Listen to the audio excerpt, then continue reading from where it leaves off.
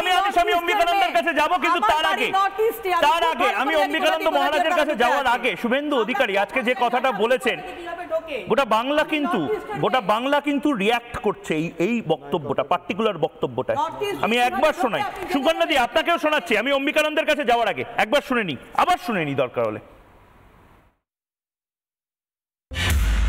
একসাথে লড়বো তো, সবাই মিলে লড়বো, আমরা জিতবো, হিন্দু বাঁচাবো, সংবিধান বাঁচাবো।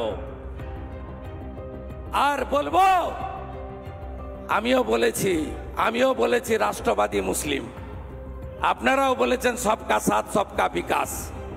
আর বলবো না, বলবো जो हमारे साथ हम उनका साथ, जो हमारे साथ हम उनका साथ, सबका साथ सबका विकास। बंद करो नो नीड संख्यालघु मोर्चा। ভালো থাকুন, জয় শ্রীরাম। 3 রাজ্যে হিন্দুরা সংকটে একটা বড় হাওয়া তুলে দিচ্ছে শুভেন্দু অধিকারী, হিমন্ত বিশ্ব শর্মা, কি বলবেন? আরে 3 রাজ্যে ময়ূক আপনি অনেক দূরে চলে গেছেন। আপনি পশ্চিমবঙ্গের কথা বলুন। পশ্চিমবঙ্গে মালদা, বলছি শুনুন, মালদা, মুর্শিদাবাদ, উত্তর এবং দক্ষিণ দিনাজপুর, দক্ষিণ 24 পরগনার বিস্তীর্ণ অঞ্চল, উত্তর 24 পরগনার বিস্তীর্ণ অঞ্চল, এইসব জায়গাতে কিভাবে রাতের অন্ধকারে নদী পেরিয়ে, যেখানে কাঁটাতার নেই, সেইখানে কিভাবে অনুপ্রবেশ ঘটছে আপনার কোনো ধারণা নেই, কোনো ধারণা নেই। সুকন্যা দি আপনার সময় বলুন, প্লিজ আমাকে একটু বলে নিতে, প্লিজ আমাকে বলে নিতে।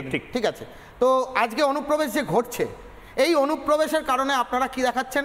হঠাৎ করে কলকাতা শহরের মাঝখানে জামাতুল মুজাহিদিনের একজন জঙ্গি ধরা পড়লো এনআইএর তদন্তকারী সংস্থার হাতে। হঠাৎ বর্ধমানে বছরখানেক আগে খাগড়াগড় বিস্ফোরণের সময় জানা গেল কি, ওখানকার পুলিশের প্রশাসনের যিনি মূল কর্মকর্তা মির্জা সাহেব, তিনি বলেন গ্যাস সিলিন্ডার বাস্ট করেছে, সামান্য কিছু না, একটা ঘরোয়া ঘটনা। কিন্তু তারপরে জানা গেল সেখানে ন্যাশনাল ইনভেস্টিগেশন এজেন্সি এসে বলল সেখানে একটা জামাত শিবিরের যোগ রয়েছে বিস্ফোরণ কাণ্ডের জন্য। আরে এই সব ঘটনাগুলো ঘটছে, এরকম প্রচুর বিস্ফোরক পেয়েছে সমস্ত জায়গাতে। ঘরের কাছে এই লোকসভার নির্বাচন চলাকালীন আপনারা দেখালেন সন্দেশখালীতে কি অবস্থা, অস্ত্র ভান্ডার, ব্যাপক পরিমাণে অস্ত্রশস্ত্র সিবিআই তারা ওখান থেকে আবিষ্কার করছে। কিভাবে হচ্ছে? রাজ্য পুলিশের সম্পূর্ণরূপে নীরব দর্শকের ভূমিকা এবং প্রশাসনিক মদত, রাজ্যের মুখ্যমন্ত্রীর মদত, এবং ওই রাজ্যের মুখ্যমন্ত্রী যিনি বলেছেন যে গরু দুধ দেয় তার লাথি খেতে হয়, উনি দুধ খাবেন আর আমরা লাথি খাবো, এটা হয়ে গেছে আমাদের সমস্যা। আজকে ওনার কারণেই আজকে দেখুন, আজ থেকে 5 বছর 7 বছর কিংবা 10 বছর আগে এই ধরনের স্টেটমেন্ট কোনো একজন বিধানসভার বিধায়ক করছেন, হুমায়ুন কবির বলছেন এখানে আমরা 30% বিধানসভার একজন স্পিকার রয়েছেন, আমি জানি না উনি খান না, উনি কোন কাজে লাগেন, খায় না মাথায় দেয়, উনি স্পিকার সাহেব কোনো রকম শোকজ বা সাসপেন্ড কিছু করলেন না। আজকে হুমায়ুন কবিরের পর সেই একই পন্থায় হাঁটছে চোপড়াতে জেসিবির যিনি ঠাকুরদা, তিনি ওখানকার বিধায়ক, তিনি হামিদুর সাহেব, তিনি বলছেন মুসলিম রাষ্ট্রে এ ধরনের ঘটনা ঘটতে পারে। আর নবতম সংযোজন দেখালেন আপনারা জনাব ফিরহাদ হাকিম, কখনো বলছেন মিনি পাকিস্তান বানিয়ে দিয়েছেন কলকাতাতে, যে কলকাতাতে রাজাবাজার, মল্লিকপুর, মেটিয়াবুরুজ, মমিনপুর, একবালপুরে হকার উচ্ছেদ করার ক্ষমতা মমতা বন্দ্যোপাধ্যায়ের প্রশাসনের নেই। ওনার হকার উচ্ছেদ করার ক্ষমতা কোথায় আছে? যোগুবাজারে আছে, ঢাকুরিয়াতে আছে। ওনার উচ্ছেদ করার ক্ষমতা গড়িয়াহাটে আছে। ওনার উচ্ছেদ করার ক্ষমতা রাজাবাজার, মল্লিকপুর, মেটিয়াবুরুজে নেই, যেখানে আজকে উচ্ছেদ করা শুরু করলে পরে আমি চ্যালেঞ্জ করে আপনার এই নিউজ মিডিয়ার মাধ্যমে কিন্তু রাজাবাজারের দিকেও হয়েছে ওই রকমই হয়েছে আইওয়াসের মতো। আরে ওখানে যদি তদন্ত করা হয়, কাতুকুতু দিয়ে সরিয়েছে, হাতে পায়ে ধরে সরিয়েছে, ওখানে যদি তদন্ত করা হয় জানা যাবে অস্ত্র ভান্ডার ব্যাপক পরিমাণে মজুদ হয়েছে, যার জন্য তো মিনি পাকিস্তান হয়েছে। আর সেই জন্য, আর তার থেকেও বড় কথা, আজকে এই অনুপ্রবেশ, শরণার্থী ইত্যাদি নিয়ে আলোচনা করছি, এই মমতা বন্দ্যোপাধ্যায় আজকের মুখ্যমন্ত্রী, ইনি তো সেই লোকসভাতে ডেপুটি স্পিকারের মুখে কাগজ ছুঁড়ে মেরেছিলেন না, যিনি বলেছিলেন সিপিএম রাতের অন্ধকারে জাল রেশন কার্ড বানিয়ে দিচ্ছে, রাতের অন্ধকারে অবৈধ ভোটার আমদানি করছে, লজ্জা করে না?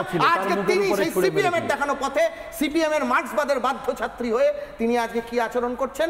এখানে অনুপ্রবেশকারীদেরকে ঢুকিয়ে রোহিঙ্গাদের স্বর্গরাজ্য করছেন। আর রোহিঙ্গাদের স্বর্গরাজ্যের কথা বলছেন, এই ঘরের কাছে দমদম এয়ারপোর্টের পাশে বরানগর মেট্রো স্টেশনের পাশ দিয়ে চলে যান, দেখতে পাবেন ময়লা ফেলার বিরাট বড় একটা স্টোর, তার পেছনেই রয়েছে রোহিঙ্গা বস্তি। চলে যান ঘরের কাছে। এই রোহিঙ্গা বস্তি বছরখানেক আগে, বছর 5 আগে ছিল না। বিরাটির মানুষ থেকে শুরু করে ওখানকার যারা মধ্যম গ্রামের মানুষ, তারা বিরক্ত হয়ে গেছে ওই রোহিঙ্গা বস্তির কারণে। ওই সন্নিকটস্থ অঞ্চলের মানুষেরা তারা বিরক্ত।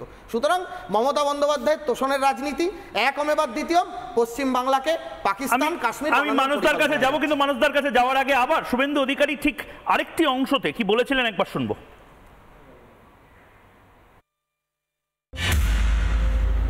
উত্তর দিনাজপুর, মালদা, মুর্শিদাবাদ মাইনরিটি মুসলিম প্রাণ ছিল, স্বাধীনতার সময়ও ছিল, স্বাধীনতার পরেও এসেছে, আমাদের তো কোনো বক্তব্য নেই।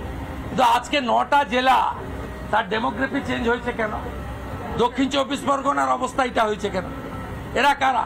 এরা তো ভারতীয় মুসলিম নয়, এরা হচ্ছে কমপ্লিটলি অনুপ্রবেশকারী, এবং এদেরকে ঢুকিয়েছে আগে সিপিএম ভোটের জন্য, আর এখন তৃণমূল সেটাকে পুরো ভরিয়ে দিয়েছে।